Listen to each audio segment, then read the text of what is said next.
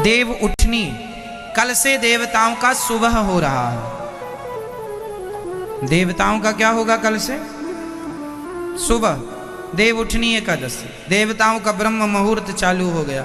कल से शुभ काम चालू हो जाएंगे, शुभ मुहूर्त चालू हो जाएंगे। तो कल साल में जो व्यक्ति हर एकादशी को नहीं रख पाता व्रत, तो कल की एकादशी को बड़ी एकादशी भी कहते हैं। कल की एकादशी जरूर करनी चाहिए। कल की एकादशी को घर में लोग 11 घी के दीपक भी जलाते हैं। और कल तुलसी और भगवान शालिग्राम जी का विवाह भी होता है। तो आप लोग कल तुलसी पूजन कीजिएगा। और कल के दिन तुलसी लगाने की भी महिमा है। कल आप लोग अपने अपने घर में एक नया तुलसी का पौधा अपने घर में, और घर में कई लोग कहते हैं ना हमारे घर में तुलसी सूख जाती है, घर में एक छोटी सी क्यारी बनाओ और वहां ढेर सारी तुलसी लगाओ। एक सूखेगी दूसरी रहेगी। तुलसी सूख जाना अच्छा नहीं होता, इसलिए ज्यादा तुलसी लगाओ। और साल में एक बार विशेष कल के दिन अर्थात एकादशी के दिन, देवउठनी एकादशी के दिन हमें तुलसी जरूर लगाना चाहिए। बहुत पुण्य होता है तुलसी लगाने का। और कल तुलसी विवाह, आप लोग अपने घर में तुलसी लीजिएगा, भगवान शालिग्राम जी का और तुलसी को बिठा के पास में पूजन कीजिएगा। एक दूसरी की गांठ जोड़ दीजिएगा। बीच में ठाकुर जी तुलसी को लेकर के उनको चावल, चंदन, तिलक, ठाकुर जी को तिलक इत्यादि करके भगवान के फेरे करवाइएगा, विवाह कराइएगा। फिर तुलसी को स्थापित कर दीजिएगा, रोपित कर दीजिएगा। कल से एकादशी का व्रत जो नहीं रहते, आपको एकादशी का व्रत रहना चाहिए। जो एकादशी का व्रत करते हैं, कहते हैं कि एकादशी ना करने से पाप लगता है और एकादशी करने से पुण्य मिलता है।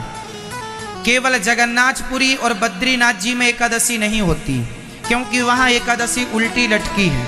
वहाँ जगन्नाथ जी को तो एकादशी के दिन भी भात का भोग लगता है, इसलिए जगन्नाथ के भात को जगत पसारे हाथ, वहाँ दोष नहीं है। कथा अलग है वहाँ की कि एकादशी को भगवान ने उल्टा लटका दिया था। तो वहाँ रहकर यदि आप ना रखें तो अपराध। वहाँ एकादशी के दिन चावल कोई खाए जगन्नाथपुरी में तो भी एकादशी करने का पुण्य मिलेगा। लेकिन यहाँ पर अपने घरों में हम लोग एकादशी जरूर करें। एकादशी हमें क्या करना चाहिए? आप बूढ़े हैं, बच्चे हैं, यदि आप बूढ़े हैं तो आप एकादशी के दिन चावल ना खाएं, वह भी एकादशी है, चावल नहीं खाना चाहिए। यदि आप साध सकें तो फल फूल खा लें, फल फूल से गुजारा ना हो तो रोटी खाएं, लेकिन चावल ना खाएं। यदि अति बूढ़ा है उसके लिए कह रहे हैं, आप साध सकते हैं, कर सकें। हम हिंदुओं का, हम सनातनियों का सर्वश्रेष्ठ व्रत एकादशी ही है, इसलिए हम सबको एकादशी करनी चाहिए। और एकादशी का उद्यापन नहीं, उद्यापन क्या, एकादशी करते करते शरीर पूरा हो ज्यादा अच्छा है। उद्यापन करना है तो झूठ, कपट, निंदा, चुगली, बुराइयों का उद्यापन करना चाहिए। अपने जीवन में जितनी बुराइयां हैं उन्हें छोड़ना, अच्छे काम नहीं छोड़ने, अच्छी चीजें नहीं छोड़नी, ठीक है। तो एकादशी आप कितने लोग करते हैं? एकादशी सही नहीं करते तो कल से स्टार्ट कर दीजिए, करना ही चाहिए। सवेरे जल्दी जाग जाओ। एकादशी के दिन क्या करना है सुनो। कहा जाता है कि एकादशी जैसे कल है तो आज दसवीं को चावल नहीं खाना चाहिए। आज दसवीं को भी चावल नहीं खाना चाहिए। कोशिश करो, यदि कोई खाए तो ना खाए, और कोई खाए तो फिर कोई दिक्कत नहीं है, पर ना खाए वो बेस्ट। एकादशी के दिन चावल दसवीं से स्टार्ट हो जाता है।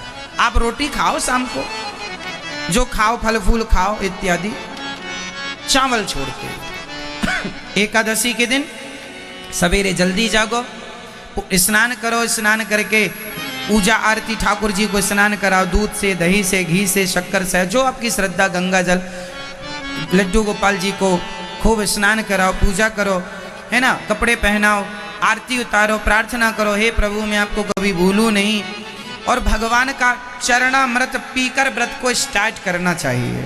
सवेरे भगवान जी को नहवाओ, वो चरणामृत पी लो और पी के वो व्रत चालू हो गया। फिर एकादशी पूरी हो गई, द्वादशी आ गई। तो द्वादशी को आपको सबसे पहले ब्राह्मणों को भोजन कराना चाहिए। ब्राह्मणों को भोजन ना करा सको तो कन्या को भोजन कराना चाहिए। कन्या को भोजन ना करा सको मानदान को भोजन कराना चाहिए। मानदान को भोजन ना, मानदान मतलब भांजे, ना भोजन करा सको तो गौ माता को रोटी खवाना चाहिए, कुत्ते को, पक्षियों को दाना निकालना चाहिए। उसके बाद हमें भगवान को भोग लगाकर सबसे पहले चावल ग्रहण करना चाहिए द्वादशी के दिन। एकादशी को चावल नहीं खाना चाहिए, पर द्वादशी के दिन चावल जरूर खाना चाहिए, तब एकादशी के व्रत पूरा होता है। चावल से ही पारण करना चाहिए। चावल चरणामृत लो ठाकुर जी का, भगवान जी को दूसरे दिन नहवाओ, चरणामृत लो, फिर चावल लो। कच्चा चावल ही एक दाना मुंह में रख लो, चावल बने पके उसका इंतजार ना करो। एक दाना, हम तो कहते हैं अपने घर में जगन्नाथ जी का चावल ला के रखा करो। जगन्नाथ जी में सूखा चावल मिलता है प्रसाद के रूप में, ऐसे लंबे लंबे नहीं बना के देते। आप में से कितने लोग जगन्नाथ जी कभी गए हैं? अच्छा है, तो जगन्नाथ जी में वहां आपने ध्यान से देखा होगा, चावल, सूखा हुआ चावल, प्रसाद का चावल बिकता है, छोटी छोटी पोटरियां, वो खरीद के लाना चाहिए। और उसमें से हर दिन जगन्नाथ जी का प्रसाद, हर दिन 2 दाने चावल के रोज खाना चाहिए कि हम जगन्नाथ जी का प्रसाद रोज हम रोज रोज तो जगन्नाथ जी जा नहीं सकते, तो चावल ले आना चाहिए। कोई जगन्नाथ जी जाए तो चावल का प्रसाद मंगाना चाहिए। सूखा चावल मिलता है, बना हुआ चावल जब भोग लगकर सूख जाता है ना, फिर वो प्रसाद में भक्तों को दिया जाता है ना। तो वो चावल लाना चाहिए और प्रसाद के रूप में घर में रखना चाहिए। कहीं भी रहो अपने गांव घर में, पर जगन्नाथ जी का चावल रूपी प्रसाद, तो द्वादशी को वही चावल का प्रसाद ठाकुर जी का खा के व्रत पारण करना। आपके पास नहीं है जगन्नाथ जी वाला प्रसाद, तो सामान्य चावल भी भोग लगा के खा सकते हैं। ठीक है मेरी